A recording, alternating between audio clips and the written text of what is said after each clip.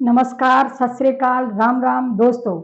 आज मैं लेकर आया हूँ आपके सामने एक ऐसी स्टोरी, एक ऐसे व्यक्ति की कहानी जिसकी चर्चा आज पूरी दुनिया में है।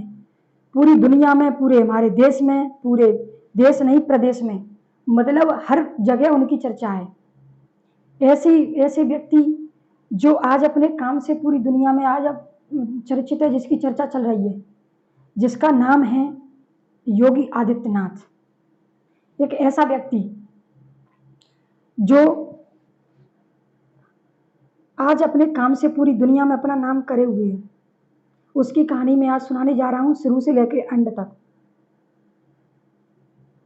योगी आदित्यनाथ, जिसका जन्म सन 1972 ईस्वी में उत्तराखंड के एक गौड़ी गढ़वाल जिले के यमकेश्वर तहसील और पंचुरी नामक गांव में हुआ था। इनका बचपन का नाम अजय सिंह बिष्ट था। इनके पिता का नाम आनंद सिंह बिष्ट, जो एक फॉरेस्ट रेंजर थे। इनकी माता का नाम सावित्री देवी, जो एक साधारण स्त्री थी। योगी आदित्यनाथ यानी कि अजय सिंह बिष्ट के 7 भाई बहन थे। इनमें से 3 बहन इनकी बड़ी थी और एक भाई बड़ा था इनसे, और 2 भाई इनसे छोटे थे। योगी आदित्यनाथ यानी कि अजय सिंह बिष्ट 5वें नंबर के थे। योगी आदित्यनाथ यानी कि अजय सिंह बिष्ट की पढ़ाई की शुरुआत 1977 ईस्वी में हुई थी, और ये उनकी मूल निवास पर वहीं गांव में प्रारंभिक शिक्षा और वहीं इनकी हाई स्कूल की परीक्षा उत्तीर्ण हुई थी। इनकी इंटर की परीक्षा, जो योगी आदित्यनाथ की इंटर की परीक्षा ऋषिकेश के एक भरत सिंह इंटर कॉलेज से हुई थी, तथा इन्होंने अपनी बीएससी की परीक्षा एक हेमवती विश्वविद्यालय से उत्तीर्ण की थी, तथा इसके बाद ये एमएससी भी करने के लिए एक विश्वविद्यालय में इन्होंने दाखिला लिया। लेकिन जब ये बीएससी कर रहे थे, तभी इनकी रुचि एक राजनीति में थी, मतलब एक राजनीति में जाना चाहते थे। और एक उस समय इन्होंने काफी अपना नाम किया हुआ था एक छात्र युवा नेताओं के रूप में। तथा ये एमएससी में जब इन्होंने दाखिला लिया, तभी राम मंदिर का आंदोलन चल रहा था। ये 1992 की बात है। ये 1992 की बात है। तभी राम मंदिर का दाखिला चल रहा था, मतलब आंदोलन चल रहा था। अपनी एमएससी की पढ़ाई छोड़ करके इन्होंने राम मंदिर के आंदोलनों में भाग लिया, तथा इनकी पढ़ाई उसी समय छूट गई। और उसके कुछ समय बाद ये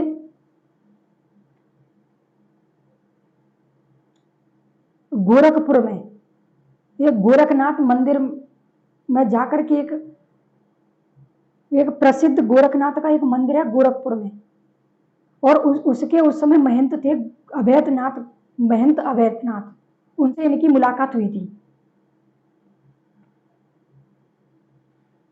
और इन्होंने महंत अवैधनाथ से शिष्य की दीक्षा ले ली इन्होंने, मतलब उनके शिष्य बन गए। तथा इन्होंने इतनी सेवा की महंत अवैधनाथ जी की, और इतना अच्छा ईमानदारी से इन्होंने इतना अच्छा काम किया कि महंत अवैधनाथ इनकी काम से खुश होकर के उन्होंने कुछ ही समय बाद अपना उत्तराधिकारी भी इन्हीं को घोषित कर दिया। यानी कि राजनीति में अपना उत्तराधिकारी जो महंत अवैधनाथ थे, वो अपने क्षेत्र के तीसरी बार के सांसद थे, यानी कि वो भी पहले सांसद हो चुके थे, वो राजनीति में काफी समय से थे, लेकिन उनकी उम्र काफी हो चुकी थी। वो उनका जन्म भी 1921 का था, तो उनकी उम्र काफी हो चुकी थी, इसीलिए वो अब एज को देख करके अब अपनी राजनीति से थोड़ा इस्तीफा लेना चाहते थे, थोड़ा,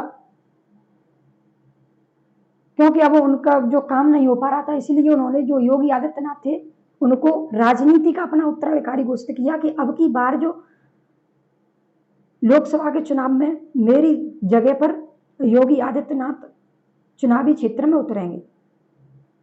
ऐसा ही हुआ।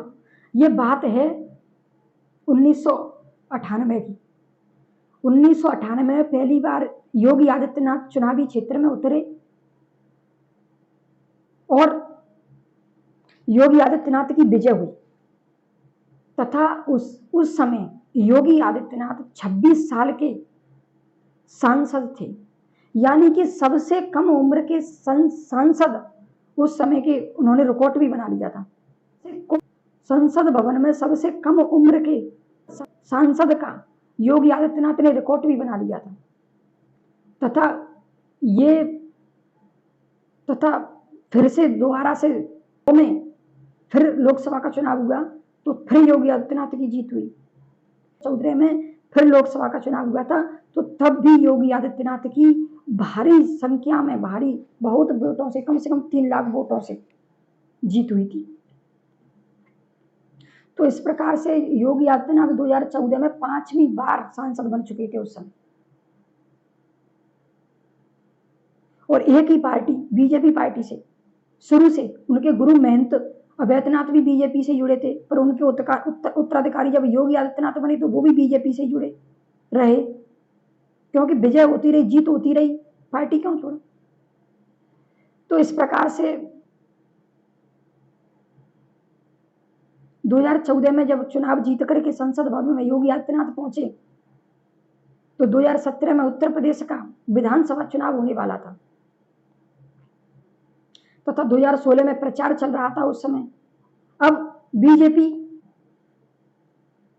की 2017 से पहले, चुनाव से पहले एक बार दिल्ली में हार हो चुकी थी, तथा उसके बाद बिहार में भी बीजेपी की हार हो चुकी थी। इसके लिए बीजेपी चाहती थी कि अब मतलब है कि ऐसा चेहरा होना चाहिए उत्तर प्रदेश में जिसको चेहरे को देखकर जनता हमें वोट दे सके, और हम इस चुनाव को कैसे भी करके, मतलब उत्तर प्रदेश में हम हार नहीं चाहते, हमें जीत को करनी है कैसे भी करें। तो उस समय गुरु महंत, जो गोरखनाथ मंदिर था महंत अभेद्यनाथ जी का, उसके पीठाधीश्वर 2014 में फिर योगी आदित्यनाथ जी बने गए। क्यों?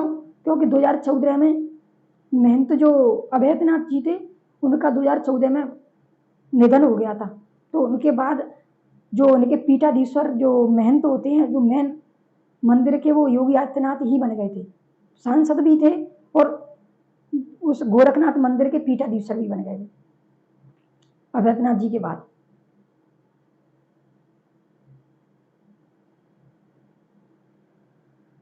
अब 2016 में उस गोरखनाथ मंदिर पर आरएसएस और बीजेपी की एक मीटिंग हुई, और उस मीटिंग में फैसला लिया गया कि 2017 के चुनाव में, विधानसभा चुनाव में, उत्तर प्रदेश का जो मुख्यमंत्री का जो चेहरा है वो योगी आदित्यनाथ को रखते हैं।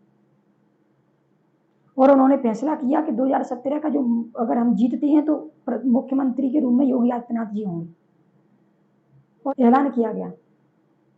उसके बाद योगी आदित्यनाथ का जब चेहरा साफ हुआ कि हाँ योगी आदित्यनाथ ही मुख्यमंत्री की शपथ लेंगे, तब भारी संख्या में, बहुत अधिक बहुमत से बीजेपी ने 2017 में विधानसभा के चुनाव में पूर्ण बहुमत की सरकार बनी थी, और योगी आदित्यनाथ ने 19 मार्च 2017 को मुख्यमंत्री की शपथ ली, तथा उसके बाद, शपथ लेने के बाद उन्होंने कई काम किए, ऐसे काम किए। उनकी पहचान तो शुरू से थी, क्योंकि लगातार वो चुनाव जीतते आ रहे थे, लगातार उन्हें 5वीं बार सांसद बने, फिर 2017 में मुख्यमंत्री की शपथ ली, वो लगातार जीतते आ रहे थे चुनाव। नाम तो उनका था, काम तो उनका था, तभी तो जनता खुश थी। लेकिन जब उन्होंने मुख्यमंत्री की शपथ ली, नाम तो ज्यादा उनका तब से हुआ था। मेरा कहने का मतलब, जैसे उन्होंने कई काम किए तो मुख्यमंत्री बनने के बाद, जैसे मुख्यमंत्री बनने के तुरंत बाद उन्होंने बूचड़ खाने बंद किए, किसान भाइयों का 1 लाख तक का कर्जा माफ किया, कोरोना के टाइम पर राशन देखो तो राशन फ्री चला था, राशन बंटने का तरीका बदल गया। पहले लोग धांधलेबाजी करते थे, लेकिन आज कुछ नहीं, धांधलेबाजी चलती नहीं है। बोर्ड परीक्षाओं को देखो, अगर हाई स्कूल और इंटर की, तो पहले कितनी नकल होती थी, लेकिन आज सीसीटीवी कैमरे और वॉइस कैमरे लगे हुए क्लासों में। सबसे ज्यादा जो लोग खुश हुए हैं ना, सबसे ज्यादा वो खुश हुए हैं गुंडागर्दी खत्म करने से। और योगी आदित्यनाथ जब से सांसद बने हैं तब से गुंडागर्दी की तो असली नाम तो उन्होंने उसी में किया है, गुंडागर्दी को खत्म करने में। अच्छा, उन्होंने 2002 में एक युवा वाहिनी, हिंदू युवा वाहिनी एक संगठन भी बनाया था, जिसमें उनका काम था, संगठन था कि जो लोग गलत काम करेगा उसको ठिकाने लगाने का, उसे ठीक करने का। एक कमेटी बनाई थी कि गलत काम किसी को करने नहीं देंगे, तो उससे लोग काफी खुश हुए थे, गुंडागर्दी कम हुई थी। फिर मुख्यमंत्री जब शपथ ली तो उसके बाद तो उन्होंने गुंडागर्दी की वो काम किया है कि आज उत्तर प्रदेश का नाम पूरी दुनिया में चल रहा है। और जहां कहीं भी गुंडागर्दी होती है ना, तो उत्तर प्रदेश के मुख्यमंत्री योगी आदित्यनाथ को ही बुलाते हैं लोग। उन्होंने अपना बुलडोजर मॉडल कितना फेमस किया, आज बुलडोजर को पूरी दुनिया में फेमस है बुलडोजर। मुझे लगता है कि बुलडोजर की बिक्री भी ज्यादा होने लगी होगी आज के टाइम पे, पहले से। पहले जो बिक्री होती थी बुलडोजर का, इतना नाम कर दिया योगी जी ने कि शायद मुझे लगता है कि शायद बुलडोजर की जो कंपनी वाला होगा वो भी कमीशन देता होगा योगी जी को, क्योंकि इतनी बिक्री बढ़ा दी योगी जी ने बुलडोजर बुलडोजर के नाम से। पहले बुलडोजर को कौन जानता था, एक सादा जो काम होता है बुलडोजर का, बस उतना ही नाम था, जो और बहाने उसी तरह उनका। लेकिन आज योगी जी ने बुलडोजर की इतनी कीमत बढ़ा दी है कि आज बुलडोजर के नाम से व्यक्ति कांपता है। आज सबसे बड़ा हथियार बुलडोजर होना भी बन गया है, आज सबसे बड़ा हथियार। तो योगी जी ने ये इतने सारे काम किए हैं आज अपने जो 2017 के जो अपने कार्यकाल में। फिर उनका दूसरा बार जो विधानसभा का चुनाव हुआ वो 2022 में उन्होंने शपथ ली थी। उसके बाद भी गुंडागर्दी में देख देख करके उन्होंने खत्म की है। आज उनका यूपी में काफी नाम चल रहा है, सिर्फ यूपी में नहीं, आज बीजेपी की जहां भी अगर चुनाव होता है ना पूरे देश में जहां भी बीजेपी का जो चुनाव चलता है किसी भी प्रदेश में, वहां पर योगी जी प्रचार करने जाते हैं। आज अगर कुछ गलत काम किसी भी प्रदेश में, भारत के किसी भी प्रदेश में अगर होता है ना, तो आज वहां के लोग योगी जी को बुलाते हैं, योगी जी की बुलडोजर को बुलाते हैं। अभी देख लो, कुछ दिन पहले हरियाणा में जो नूह मेवात में जो हिंसा हुई थी, जो कुछ मुसलमानों ने हिंदुओं पर जो पत्थरबाजी जो गोलीबाजी की थी, उसमें कई लोगों की मौत भी हुई थी, पुलिस वाले और कुछ हिंदू लोगों की मृत्यु हुई थी, उसमें कुछ घायल भी हुए थे बहुत। वहां पर भी लोगों की आवाज सिर्फ और सिर्फ योगी की बुलडोजर की थी, वो भी लोग योगी की बुलडोजर को ही बुला रहे थे। यहां भी योगी की बुलडोजर की जरूरत है।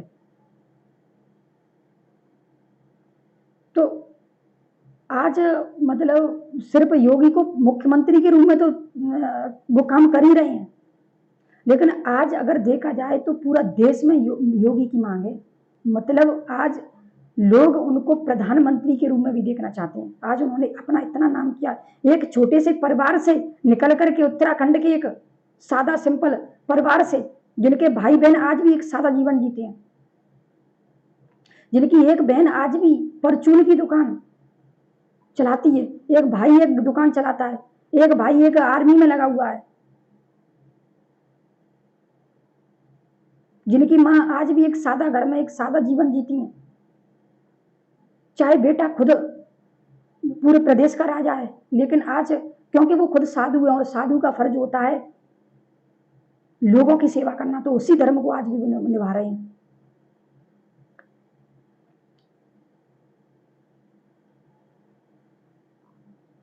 तो आज मैंने योगी जी के बारे में काफ़ी जानकारी दी। आज के लिए इतना ही, आगे फिर मिलेंगे। बहुत बहुत धन्यवाद।